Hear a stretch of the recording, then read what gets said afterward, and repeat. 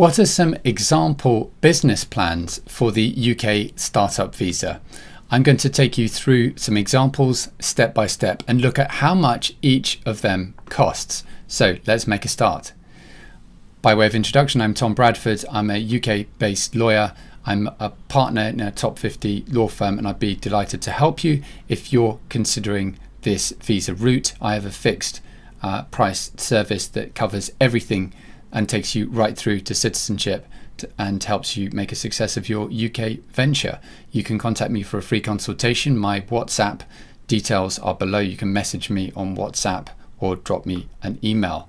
So the basic cost for the startup visa is £50,000. Now, the reason I say that is that although there is no minimum investment, and it's only the innovator visa that has the 50,000 requirement, one of the easiest routes to settle in the UK is to invest £50,000 in your business, in your UK venture. Now, that's not the only way to do it, and theoretically you could go through and not invest that sum, but the practical reality is you'll need to have a business plan that is financially viable, and for it to be financially viable you're going to have at least that sum. Now, I have heard some agents who before I've had clients, they've gone to spoken with other agents and have been told that 25,000 or something like that is enough. I can't really see how any business that's innovative is going to cost 25,000 to implement. I just don't see how that can fly. But I'd be happy to consider any ideas on their merits. Let me take you through some examples now. So these are all taken, these extracts and quotes are taken from the JH Media Group and their excellent article, which I will link in the description below. So one of the main areas that I've looked at with you before in this series of videos is the SaaS product, so software as a service, and the fact that you, if you have perhaps a traditional or sector business such as manufacturing or trading, how you may either already have the beginnings of or can develop a software as a service tool or product which supplements your existing business and brings it within the innovation criteria. Now, innovation basically refers to the innovation economy. The idea needs to be new, but as I've said before in this series, that doesn't mean unprecedented. It could be a new take on an existing idea. The innovation economy broadly encompasses digital and technology. It's not exclusively related to that. I have clients in the creative and music sector who are using this category.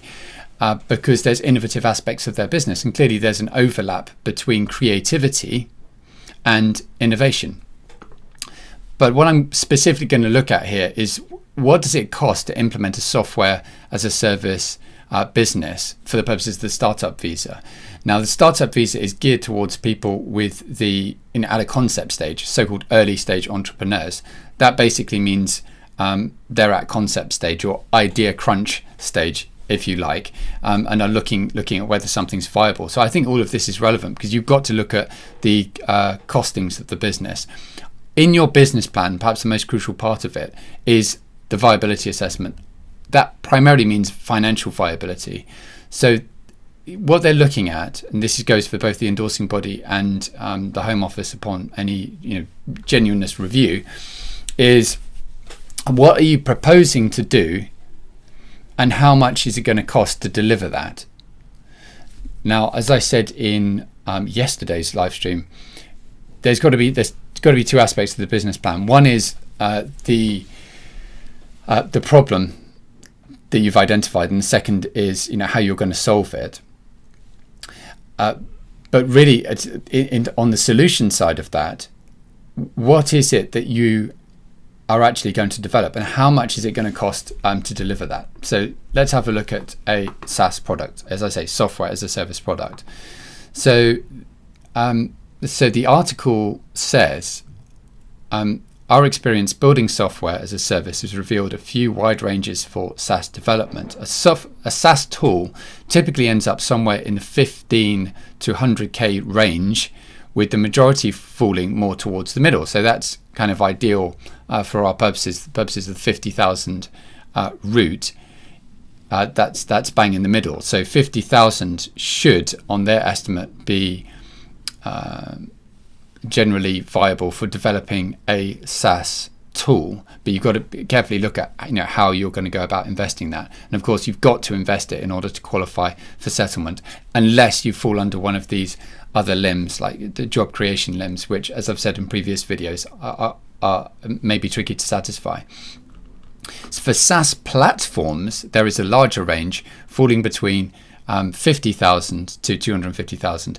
So this is referencing dollars, so you can decrease these numbers for pounds, subject to exchange rates. Again, platforms have more features, more time and money in terms of planning and development. And this is a crucial point. When you're looking at the minimum viable product, it's sometimes best to start with a tool rather than with a platform. A platform is, on the whole, is going to be a collection of SaaS tools.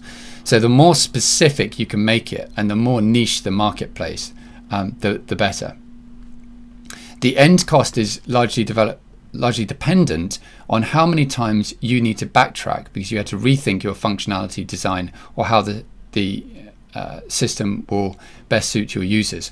One of the most costly mistakes we see, unfortunately far too often, is a client who has already spent half of their budget or more only to scrap the original build due to poor planning and a discount development team. So, and I've actually personally seen this with clients who've already made investments. You need to be, by all means, touch base with me first on the viability assessment in terms of the immigration rules, but before you go ahead. If you already have a tool and platform, this isn't an issue, but many people are looking to either improve or optimize an existing platform or tool set as part of their business for the purposes of these the visas, or if they're looking to develop something completely afresh, then it's best to have a good team on board. Either the authors of these of this article, as I say, or I actually work with a software development team that could assist you or give you a quote. So the next point is there's a lot of competition, but there's also lots of niches that are not filled yet. But the sheer amount of money at play in a market that's set to grow exponentially, it's no wonder that many forward-thinking businesses and entrepreneurs are working to create sustainable SaaS systems. And this is really what the innovation economy is all about, and why the UK government, with the Start-up visa and Innovator visa, is looking to bring these sorts of businesses in. It wants to target the innovation economy rather than the traditional sectors such as manufacturing or trading. But SaaS products are very much translatable into traditional industries, and this further quote demonstrates the point. It says, "Good news, recent statistics show SaaS trends are looking great. SaaS systems have taken over much of the online and B2B markets over the last 20 years. In fact, 78% of organizations intend to run at least 80% on SaaS by 2022. And the overall market for cloud-based operations is already valued in hundreds of billions, divided between SaaS, IaaS, in other words, information as a service, and others." So that just demonstrates the opportunity. In traditional sectors, businesses are transforming from their manual ways of working to automated ways of working through SaaS products. Now here we are, real world examples of SaaS pricing models. So what they say in this article is that the lowest cost SaaS product they've come out with as a successful minimum viable product cost 15,000. So it may be that the original outlay that you have to make is something in that region. An advanced form building and survey system for the niche market, which took 3 years and consisted of 2 to 3 month phases with lots of testing, cost 85,000, which, depending on the exchange rate, is about £50,000. A directory service with advanced searching and an advanced admin area was fairly cheap at only £30,000. The project involved manually mining data from the internet and compiling a centralized database where it could be bundled and sold. The service utilized enhanced data entry features to ensure high levels of productivity from the workers.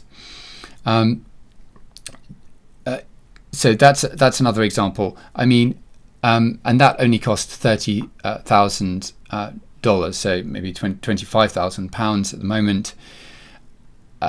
Again, an example of something that may be deliverable. Now, of course, in all of these cases, you have to see how this translates into your own experience and expertise and the particular sector you're operating in, or the particular business that you're running. The next example, a healthcare system. So I've got at the moment 3 healthcare clients. One of them is being endorsed by one of the endorsing bodies. If you want to touch base with me about any healthcare or medtech type products, please do. Be happy to discuss them with you. So this was a healthcare system, more specifically a healthcare practice management system, which would interface with machines in hospitals, and this, it says, it took a few years and 500,000 to develop. So some of my clients who I'm assisting come to me with a ready-made business which is in the innovation economy, which they're extending to the UK for a new UK entity. In that case, of course, they're not starting with a blank sheet of paper, and they already have the business, and it may be that there's very little implementation cost because the business is already up and running. But what I want to look at, and the primary purpose of this video, is what you should think about for the initial outlay if you're building a product under the Start-up and Innovator visas. So the next point says, lastly, a complex SaaS platform that was conceived, built and marketed by our team, and the initial build was between $35,000 and $40,000, and over $250,000 invested in the software to date. But the initial build was $35,000 to $40,000. So I think what all of these examples show is that if you're looking at $50,000 as your starting point, then that is a budget that is realistic for delivering a software as a service or information as a service type product. In each case, your product is going to be unique. It's got to be new. That's a requirement of the visa. New can be a new take on an existing product. The business plan, in order to be viable, will need to be costed. And I hope these examples are helpful in allowing you to do that. So I think an essential thing to do is, perhaps once you've touched base with me, is to get a quote, whether with the partners I have or if you have your own contacts from them, which gives the costing of the build out. Now I have another video which is about the secret to getting endorsed, if you like. What are those additional elements that you ought to be thinking about when you're preparing your business plan? I'm going to link that in the information card. I'm doing this as a live stream, so I'll put that up afterwards and on the end screen. Check out that video for the additional factors you should be thinking about when you're preparing your business plan for the Startup visa or Innovator visa. I hope this was helpful, and I look forward to seeing you in the next video. Bye for now.